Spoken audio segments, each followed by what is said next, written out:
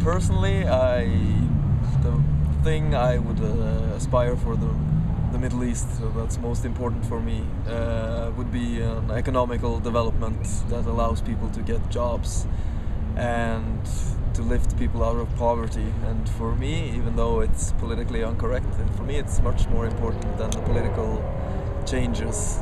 But seeing how this wave has swept the Middle East now,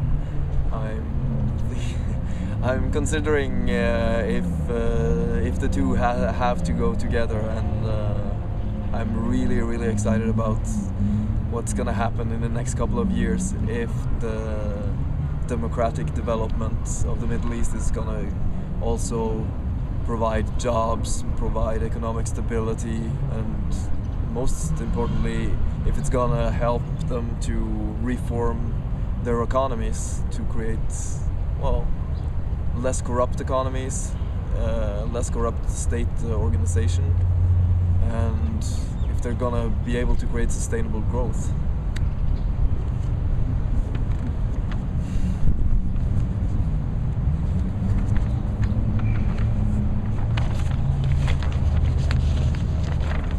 This doesn't look professional. Okay, so what role does the rest of the world have to play in that, in the Western world in general, in particular? Well, I think it depends on where you are.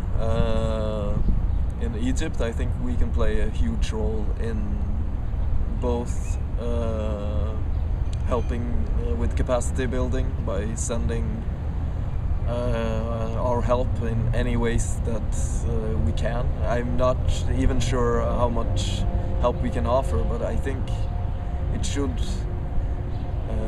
We should have something to offer. If Egypt comes to us and asks for help, I hope that we will provide any help that we can give. What kind of help? I mean, would it be help structured by Western governments, or help structured by Egyptian governments and asking Western governments to aid in this particular, teaching a particular skill, etc., etc.? Do you feel, I guess the essence of my question is, do you feel that if we ask the West for help, there will be a set agenda for the West in order to help the Middle East? I think whatever help we're going to provide, it can't be help that we come in and say, we are going to help you build this and that. I think the Egyptians themselves, like if I worked in an Egyptian ministry now that was going to have a complete restructuring of their entire organization of way of working, I would of course ask for expertise, and the West is a place where you can go for expertise. And I know there are cultural issues that might make this difficult, but I think the governments in the West are really intent on helping. And coming from Norway, I know the first thing that happened after the revolutions, or even during the revolutions, they were really keen on showing that they were supportive. They have their own agenda of promoting themselves, promoting Norway as this peace-loving country that's helping everybody. But I think also we have something to offer. We have a long history of efficient institutions. Norway is a very well-organized society. Our social institutions are working very good. So if an Egyptian ministry or institute or agency came to us and asked if you have suggestions of how to do this, can you help us structure something, I think Norway would be willing to help, and also that they could have the capacity to help. Maybe not Norway specifically, but say the West as a general thing. And also that's one element, but the other element, equally important, businesses. We need to get foreign investment into Egypt, for example. Why? Why? Because you can't grow alone. The way the world economy is working now, it's an international economy. Nobody, to try to go your own way, it's two countries in the world that does that. It's North Korea and Iran, and it's not working. They can't go anywhere alone. You need the world economy. It's the only way of growth, and everybody goes by this mantra. And it has been on the economic agenda in the Middle East for a long time, so they know this. and I think they will do a lot. Whoever emerges with the power in the Middle East, I think they know in Egypt, I think they know they need to bring in foreign companies, and I think they will. They will make it easier to invest in Egypt, and that, I hope, will spur economic growth, job creation, and hopefully it will help set things on the right course. But don't you think that even before the revolution there were already foreign companies inside of Egypt at the time? Yeah, of course.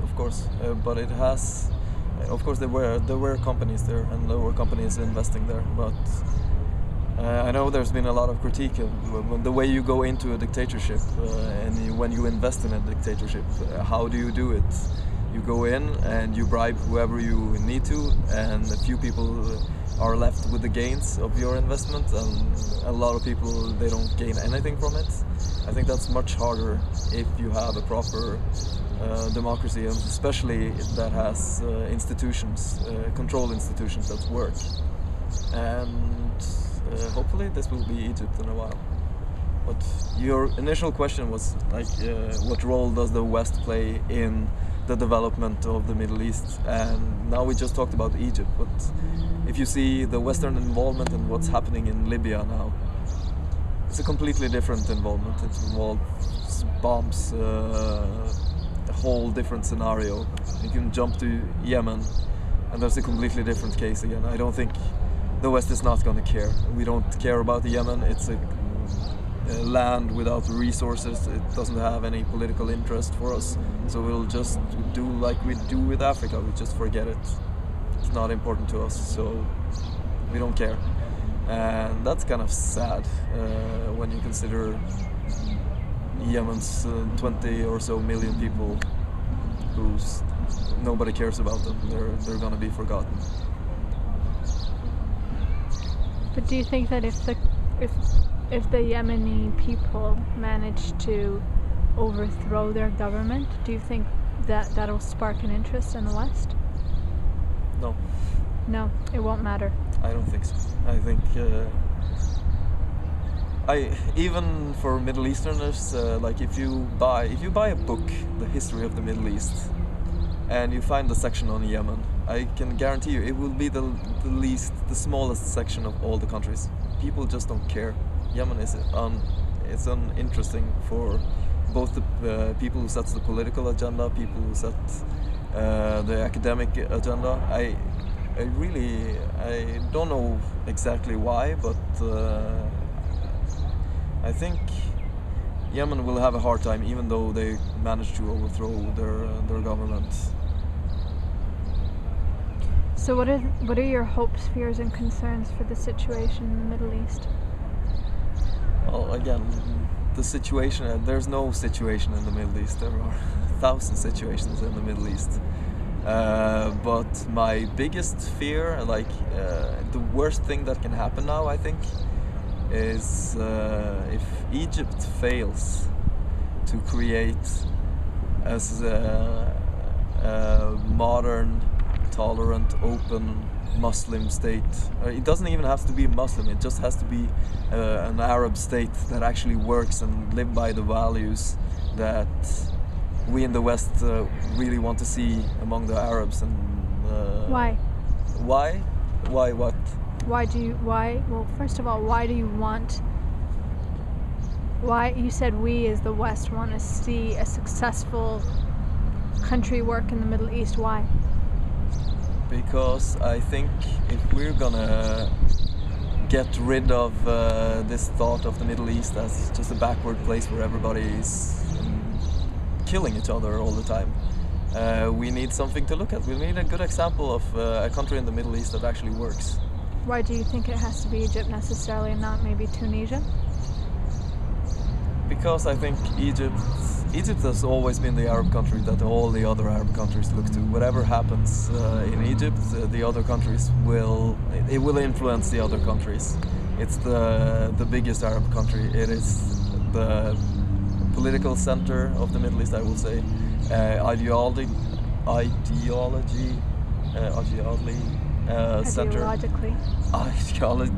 No, I can't say that. Yes. Ideologically. Ideologically. Yes. ideologically center. And historic center, it's, well, I think it's where everybody's eyes are at. Tunisia never had that attention. We're not, well, it's fine. If Tunisia managed to create a proper, well-functioning Arab democracy, that's a good thing, but I don't think it's enough. That's not good enough. We need Egypt to be this state. Egypt needs to take the leading role. And if they fail to do that, I think we're going to be stuck for a long time with this bipolar view of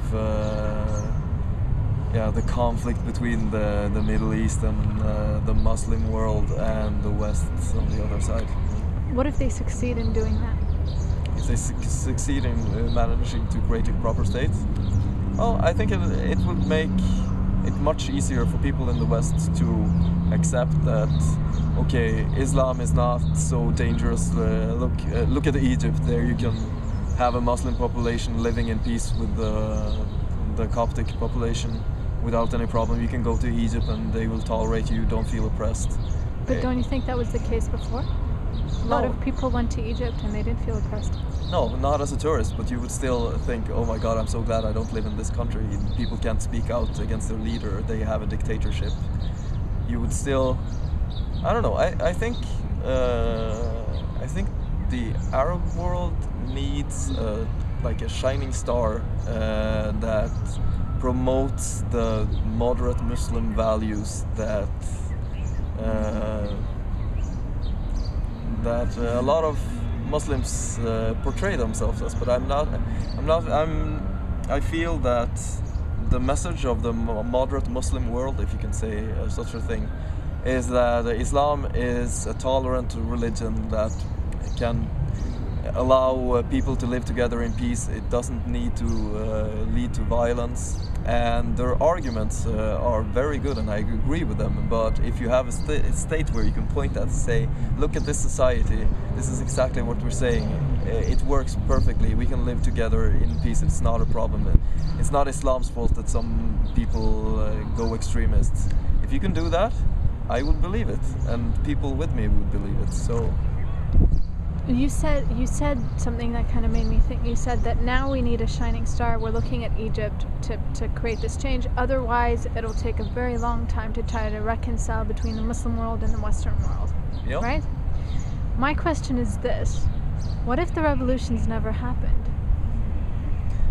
Then it would take that long time. Yeah. So basically, if the revolutions hadn't happened, then trying to bridge the gap between the West and the Middle East and the Muslim majority countries would be almost impossible. Yeah, I think so. So why are you engaged in Tirana? Because the revolutions happened after you became part of a Tirana. Yeah, to be completely honest, I didn't see the revolutions coming. Like, I thought that the struggle to modernize the Middle East would take a long time, and that bridging this gap would be something that we would have to work on for decades. I still think that's probably going to be the case, but if we get our leading star in Egypt as this open, tolerant Muslim society, it would be the best thing that could happen for the Middle East. It would be amazing. So we look to Egypt. Like people have done before. It's not the first time that people have looked to Egypt. It happened in the 50s and the 70s, and now again people are looking to Egypt. One last question. What do you think? How do you feel about Islamists in the Middle East?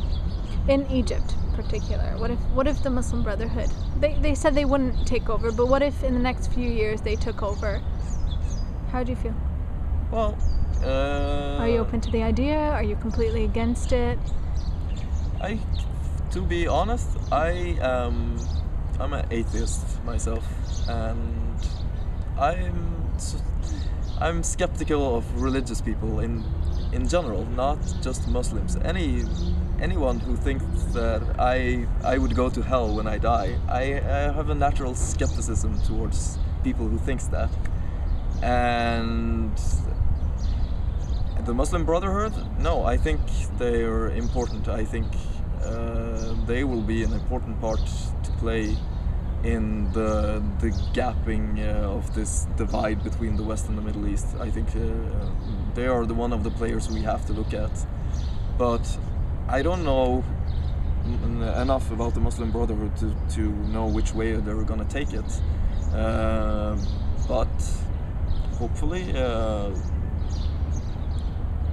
hopefully they will give moderate Muslims a face and a state, and I think they will probably take control in Egypt, or at least they will have significant political power in Egypt.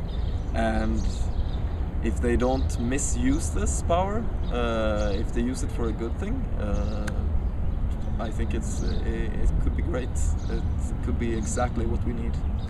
So I'm not afraid of them as an institution, but I'm afraid of religion. That's my opinion.